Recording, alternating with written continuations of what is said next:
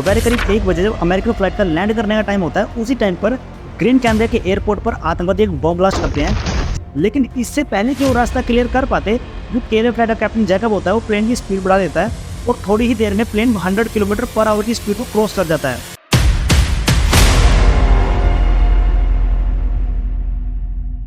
27 मार्च 1977 को एक American flight Pan Am 1736 America के लॉस एंजलिस से करीब 12 बजे उड़ान भरती है। इसे न्यूयॉर्क के रास्ते होकर अपनी आखिरी डेस्टिनेशन ग्रीन कैनबरा के लॉस पामोस एयरपोर्ट पर जाना था।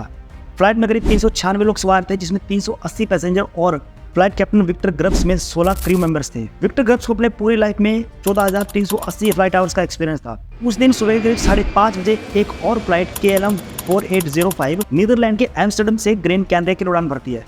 इस फ्लाइट में 249 लोग सवार थे, जिसमें 235 पैसेंजर और फ्लाइट कैप्टन जैकब वेल्डवेंजन वन जेंटन के साथ 14 क्रू मेंबर थे। दोपहर करीब 1 बजे जब अमेरिकन फ्लाइट का लैंड करने का टाइम होता है, उसी टाइम पर ग्रीन कैनबरा के एयरपोर्ट पर आतंकवादी एक बॉम्ब ब्लास्ट करते हैं, जिसके कारण जितनी भी लैंडिंग होती है उनको सबको कैंसिल करके टेनरिफ एयरपोर्ट की तरफ डाइवर्ट कर दिया जाता है। रूट डाइवर्जन के कारण वहाँ पर बहुत ज़्यादा ट्रैफिक हो जाता है, क्योंकि एक छोटा एयरपोर्ट होता है जहाँ पर लैंडिंग और टेक ऑफ के लिए एक ही रनवे होता है और 4 एग्जिट होते हैं। ये 4 एग्जिट थे C1, C2, C3 और C4। तो जो KLM फ्लाइट होती है वो अमेरिकन फ्लाइट के ठीक सामने लगी होती है, ताकि जो दूसरे एयरप्लेन है उनको लैंड करने के लिए स्पेस दिया जा सके। क्योंकि उस दिन संडे होता है, तो जो एक ही आदमी होता है वो सारे ट्रैफिक को कंट्रोल कर रहा होता है। ATC KLM के कैप्टन जैकब को बोलता है कि अभी टेक ऑफ में टाइम है, तो उन्हें अगले मैसेज तक वेट करना पड़ेगा। तभी KLM का कैप्टन अपने पैसेंजर्स को बोलता है कि टेक ऑफ के लिए टाइम है, तो अगर वो चाहें तो नीचे उतर कर थोड़ा टहल सकते हैं, और उसके बाद एयरप्लेन के डोर खोल दिए जाते हैं। इसके बाद KLM का कैप्टन जैकब अपने को पायलट क्लास म्यूट से फ्यूल भरवाने के लिए कहता है, तो इस पर को पायलट कहता है कि उनके पास ग्रैंड कैनबरा जाने के लिए ऑलरेडी फ्यूल बचा हुआ है। तो वह गुस्से में आकर कहता है कि इस प्लेन का कैप्टन मैं हूँ और यहाँ पर सिर्फ मेरे ही ऑर्डर्स चलेंगे, क्योंकि वह ग्रैंड कैनबरा में फ्यूल भरवाने वाले टाइम को बचाना चाहता था। तो इसलिए प्लेन के अंदर 55,500 लीटर फ्यूल भरवाया जाता है। KLM फ्लाइट 4805 में रोबिना वन लैंडस्कोट नाम की एक महिला पैसेंजर भी होती है, जो अपने बॉयफ्रेंड के साथ आई थी।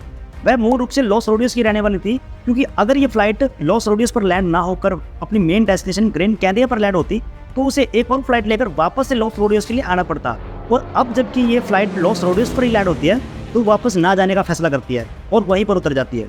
शाम के करीब 4 बजे टेनरिफ एयरपोर्ट का जो मौसम होता है बहुत ज़्यादा खराब होने लगता है और चारों तरफ कोहरा ही कोहरा जाता है, जिससे जो विजिबिलिटी होती है वो 500 मीटर से घटकर सिर्फ 100 मीटर ही रह गई थी। अब मौसम खराब होने की वजह से और टेनरिफ एयरपोर्ट ना खोलने की वजह से जो KLM का कैप्टन होता है उसे ये लगने लगता है कि कहीं उसे अपनी रात लॉस रेडियस एयरपोर्ट पर ही ना बितानी पड़ जाए, क्योंकि वो बहुत थक चुका था और जल्दी से जल्दी अपनी डेस्टिनेशन पर पहुंचना चाह रहा था। और जैसे ही ATC ने अनाउंस किया कि जो ग्रीन कैनबरा के एयरपोर्ट है वो खुल चुका है, जितने भी पायलट थे सभी पायलट प्लेन को टेक ऑफ करने की होड़ सी लग जाती है। जहाँ पहले KLM फ्लाइट 4805 में 249 लोग सवार थे, रोबिना के लॉस रेडियस एयरपोर्ट पर उतर जाने के बाद अब वो सिर्फ 248 ही रह गए। KLM फ्लाइट को टेक ऑफ करने के लिए 180 डिग्री टर्न लेना था। जैसा कि मैंने आपको पहले बताया, जो लॉस रेडियस का एयरपोर्ट था वो एक छोटा एयरपोर्ट था, जहाँ पर टेक ऑफ और लैंडिंग के लिए सिर्फ एक ही रनवे था। और जैसे ही KLM फ्लाइट आगे बढ़ती है, जो पैन AM फ्लाइट होती है वो भी ठीक उसके पीछे पीछे आने लगती है, क्योंकि जो पैन AM फ्लाइट थी उसको C3 एग्जिट पॉइंट पर जाकर KLM फ्लाइट को टेक ऑफ के लिए रास्ता देना था।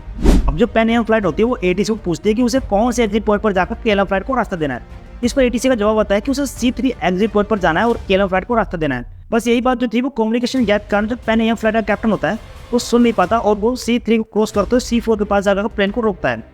उधर KLM फ्लाइट का कैप्टन ATC को कॉन्टैक्ट करके कहता है कि वो टेक ऑफ के लिए रेडी है, बस वो ATC क्लियरेंस का इंतजार कर रहे हैं। उधर वो पैन AM फ्लाइट के कैप्टन को रास्ता क्लियर करने के लिए कहता है, लेकिन इससे पहले कि वो रास्ता क्लियर कर पाते, जो KLM फ्लाइट का कैप्टन जैकब होता है वो प्लेन की स्पीड बढ़ा देता है और थोड़ी ही देर में प्लेन 100 किलोमीटर पर आवर की स्पीड को क्रॉस कर जाता है। और C4 एग्जिट पॉइंट के पास पहुंचने पर जैसे ही पायलट देखता है कि आगे पैन AM फ्लाइट खड़ी हुई है, वो प्लेन को उड़ाने की कोशिश करता है। उधर पैन AM फ्लाइट का कैप्टन भी KLM फ्लाइट को देखता है और जल्दी से जल्दी पैन AM फ्लाइट को हटाने की कोशिश करता है। लेकिन इससे पहले कि पायलट फ्लाइट को हटा पाता, जो KLM फ्लाइट होती है वो सीधा जाकर पैन AM फ्लाइट में टकरा जाती है और बहुत बुरी तरह से विस्फोट होता है। जैसे ही KLM flight American flight pan AM से टकराती है, 200 मीटर दूर जाकर आग के गोले में बदल जाती है, क्योंकि इसके अंदर पहले ही 55,500 लीटर फ्यूल भरा जा चुका था। इसलिए इस आग को बुझाने में तकरीबन 10 घंटे से ज़्यादा का वक्त लगता है, क्योंकि सभी लोग KLM फ्लाइट को आग को बुझाने में लग जाते हैं। घने कोहरे के कारण किसी को भी ये नहीं पता लग पाता कि जो एक्सीडेंट है वो एक प्लेन क्रैश होने से नहीं, वो बल्कि 2 प्लेन क्रैश होने से हुआ है। और जब उन्हें पता लगता है तो 10 घंटे बाद जाकर वो पैन AM फ्लाइट का रेस्क्यू करना शुरू करते हैं और 396 लोगों में से सिर्फ कैप्टन समेत 61 लोगों की जान बचाई जा सकती है।